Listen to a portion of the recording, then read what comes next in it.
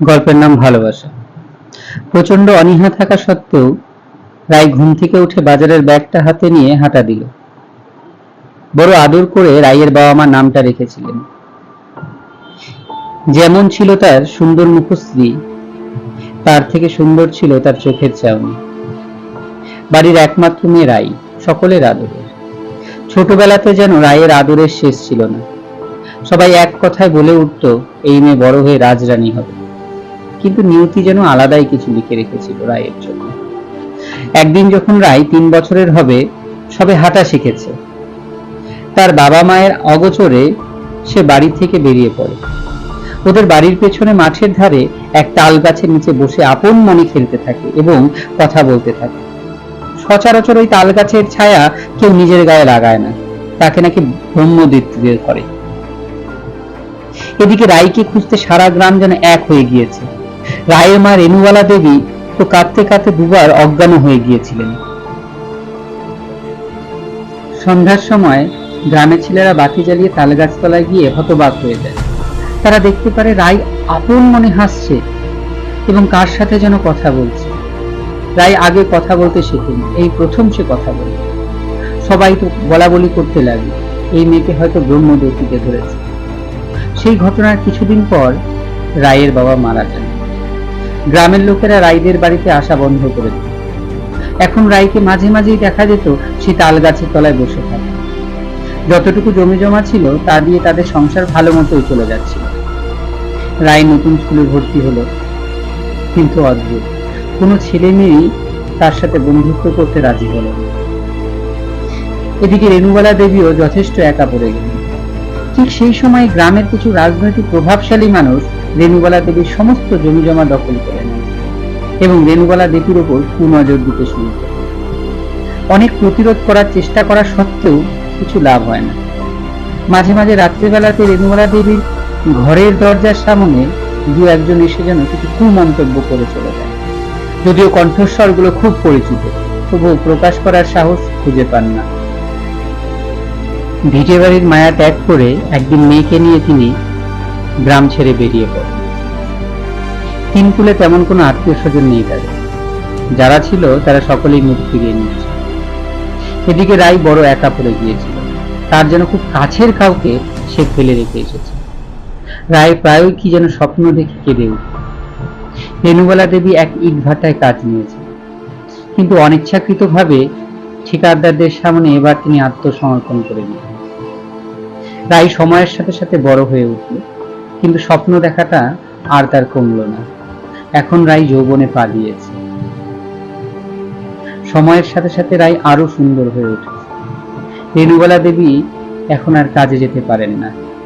বৃদ্ধা হওয়ার আগেই যেন তিনি অতি বৃদ্ধা হয়ে পড়েছেন। রায়ের উপর সংসারের গুরু দায়িত্ব। শিক্ষাগত যোগ্যতা না থাকায় তার ভালো কোনো কাজ পাওয়ার সুযোগ নেই। সেই শহরের কলেজের সামনে এক মিষ্টির দোকানে বাসন মাজার কাজ পেয়েছে সে। দিনে 200 টাকা, সাথে দুপুরের খাওয়া। রোজ খুব সকালে ঘুম থেকে উঠে বাড়ির কাজ সেরে রায় কাজে বের হয়।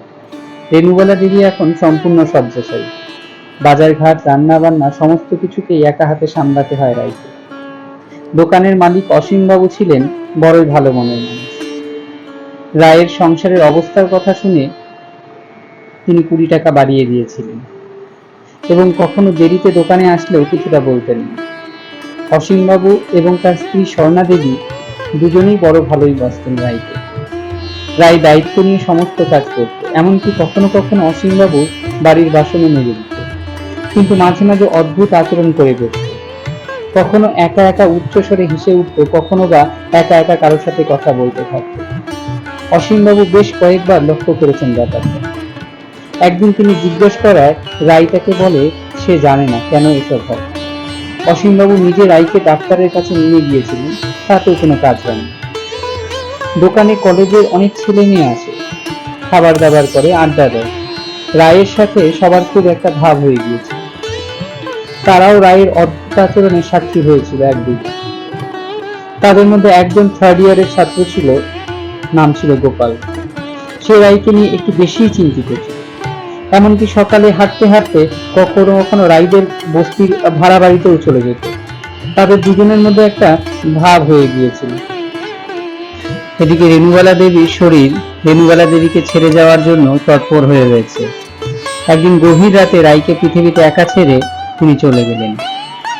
অসীমবাবু কলেজের ছেলেমেয়েরা সবাই রাইকে মানসিক ও আর্থিকভাবে সাহায্য করেছিলেন। মা মারা যাওয়ার 1 বছর পার হয়ে গেল। রায়ের সাথে গোপালের এখন অনেকটাই বেশি ভাব হয়েছে। গোপাল এখন বিশ্ববিদ্যালয়ের ছাত্র। রায়ের ছুটির দিনে তারা দুজনে কোনো পার্কে বা ঝিলের ধারে বসে গল্প করে। এদিকে সময়ের সাথে সাথে রায়ের অদ্ভুত আচরণটাও বেড়ে যায়। রায় গোপালকে অনেকবার বলেছিল সে যেন তাকে ভুলে যায়, কারণ একে তো রায় খুব গরিব, তার উপর তার অদ্ভুত আচরণ, কিন্তু গোপাল ছিল সম্পূর্ণই নাছোড়বান্দা। একদিন গোপালের সমস্ত বন্ধু বান্ধব মিলে সিদ্ধান্ত নিল তারা দুপুরে এক সুন্দর গ্রামে ঘুরতে যাবে। গোপাল অসীমবাবুকে রাজি করিয়ে রায়কে সাথে নিয়ে যাওয়ার সিদ্ধান্ত নিয়ে নেয়। ভোর ভোর তারা বেরিয়ে পড়ে। সেই দিন রায়কে ভারী মিষ্টি লাগছিল। যতটা গ্রামের কাছে যেতে লাগলো, রায় যেন ততটাই অস্থির হয়ে উঠতে লাগলো। গ্রামের অনেক কিছুই তার খুব পরিচিত লাগতে লাগলো। তারা গ্রামের সেই সুন্দর নদীর কিনারে নিজেদের গাড়ি রেখে সবাই ব্যস্ত হয়ে পড়লো ছবি তোলায়, ছোটাছুটি করায়। জায়গাটা ছিল অপূর্ব সুন্দর। নদীর ধারে কিছু পরিত্যক্ত ঘর বোঝা যায়, অনেক বছর ধরে কেউ থাকে না। সুন্দর একটি সবুজ ঘাসের মাঠ রয়েছে সেখানে। কৃষ্ণচূড়া এবং রাধাচূড়ার ফুল পড়ে যেন আরো শোভিত করে তুলেছিল। তারই মাঝে দাঁড়িয়েছিল 100 বছর পুরনো এক তাল গাছ। তাল গাছটি এক ভৌতিক আবহাওয়া দিচ্ছিল। মাঝে মাঝে তাল গাছ থেকে এক বিকট আওয়াজ ভেসে আসছিল। সবাই এতটাই মত্ত ছিল যে সেদিকে কোনো নজর ছিল না। এদিকে রায় আপন মনে হাসতে লাগলো। এবারে হাসিটা ছিল বড়ই বিকট। তার চোখগুলো বড় বড় হয়ে জবা ফুলের মতো লাল হয়ে গিয়েছে। তার কণ্ঠস্বরে যেন এক ভৌতিক স্পর্শ চলে এসেছিল। রায় ধীরে ধীরে 1 পা 2 পা করে তাল গাছের নিচে চলে যায়। গোপাল দূর থেকে রায়কে দেখে তাকে ডাকতে থাকে, কিন্তু রায়ের সেদিকে কোনো নজর ছিল না। রায় এক দৃষ্টে তাল গাছের তালের দিকে তাকিয়ে থাকে আর অট্টহাসি দিতে থাকে। এবার তার হাসির তীব্র ভয়ঙ্কর আওয়াজ সবাইকে থমকে দেয়। মুহূর্তেই আকাশ ঘন কালো হয়ে কাকের তীব্র আওয়াজে সমস্ত পরিবেশ ভরিয়ে দেয়। সবাই আতঙ্কে আঁতকে ওঠে। গোপালের পিছু পিছু সবাই রায়ের কাছে চলে আসে। তাল গাছতলায় আসার সাথে সাথে তারা অনুভব করতে পারে তাদের পা নিস্তেজ হয়ে যাচ্ছিল। তারা চেয়েও আর চলতে পারছিল না। কাকেদের তীব্র আওয়াজ, রায়ের ভয়ঙ্কর আর্তনাদে মুহূর্তেই যেন অশুভ শক্তি সমস্ত কিছুকে ঘিরে নেয়। কাকগুলো নিজেদের পালক দিয়ে তালতলাকে ভরিয়ে দেয়। রায় ভয়ঙ্কর দৃষ্টিতে হেঁটে হেঁটে গাছে উঠতে থাকে। এই দৃশ্যে সকলের রক্ত হিম হয়ে যায় আর তীব্রভাবে বাঁচার আর্তনাদ করতে থাকে। কিন্তু না তারা সেখান থেকে নড়তে পারছিল, না তাদের আর্তনাদ কেউ শুনতে পাচ্ছিল। রায়ের চুল উস্কো খুস্কো হয়ে গেছে, চোখ দিয়ে রক্ত ঝরছিল। কাকগুলো এক এক করে রায়কে কামড় দিয়ে রক্ত খাচ্ছিল। তাতে যেন রায়ের আনন্দের শেষ ছিল না এবং ভয়ঙ্কর আর্তনাদে সে আরো যেন বাতাসটাকে ভরিয়ে দিয়েছিল। সারা শরীর থেকে রক্ত ঝরছিল। সে এক ভয়ঙ্কর দৃশ্য। গোপালের চোখ দিয়ে অঝরে জল ঝরছিল আর রাই রাই করে ডাকছিল। তাই মুহূর্তে এক পিশাচে রূপ নিয়ে নেয় এবং নিজের রক্ত খেতে থাকে। সকলের দিকে এগোতে থাকে। সকলে এবার ধরেই নিল তাদের অন্তিম মুহূর্ত চলে এসেছে। তাল গাছ থেকে এক বিভৎস রকমের দুর্গন্ধ বেরোচ্ছিল। মনে হয় যেন হাজারো পচা গলা মানব দেহ লেগে রয়েছে গাছটি।